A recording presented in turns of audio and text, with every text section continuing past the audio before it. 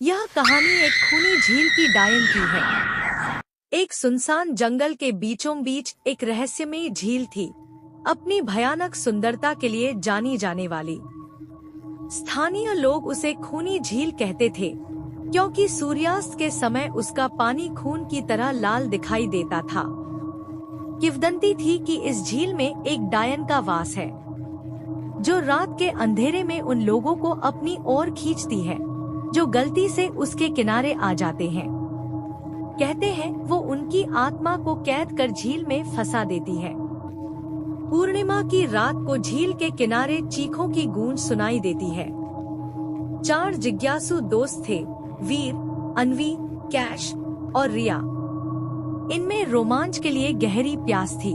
उन्होंने खूनी झील की कई कहानियां सुनी थी और अब वो खुद उस जगह को देखने निकल पड़े। शहर की भागदौड़ से दूर उन्होंने जंगल में एक वीकेंड कैंपिंग ट्रिप की योजना बनाई और इस ट्रिप का मुख्य आकर्षण थी खूनी झील।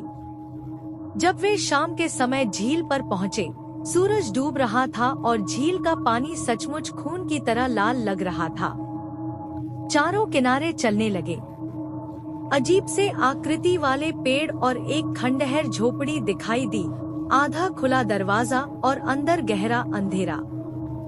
शायद ये उसी डायन की झोपड़ी है, कैश ने कहा। चुप रहो, अन्वी फुसफुसाई, पर उसकी आवाज में भी डर था। भीतर घुसते ही एक पुरानी चमड़े की किताब मिली। वीर ने जब उसे खोला तो अजीब चित्र और रहस्यमयी भाषा में मंत्र लिखे थे। तभी एक पन्ने पर एक डरावना मंत्र उभरा। तभी तेज हवा आई, झोपड़ी का दरवाजा खुद से बंद हो गया। चारों चीख उठे। फिर बाहर से कराह की आवाज आने लगी, जैसे कोई दर्द में हो। ये वही डायन है, रिया कांपते हुए बोली। दीवारें हिलने लगी, मलबा गिरने लगा। उस अंधेरे में जैसे मौत उनके सामने खड़ी थी। तभी वीर को किताब का मंत्र याद आया। कांपते हुए उसने मंत्र पढ़ा, झोपड़ी शांत हो गई। दरवाजा धीरे से खुला। चारों बाहर भागे, बिना पीछे देखे।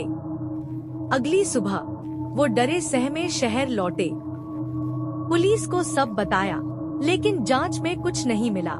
झील अब सामान्य थी, झोपड़ी और भी टूटी हुई। शायद ये सब सिर्फ उनका वहम था। नहीं, वे जानते थे। उन्होंने उस रात मौत को देखा था।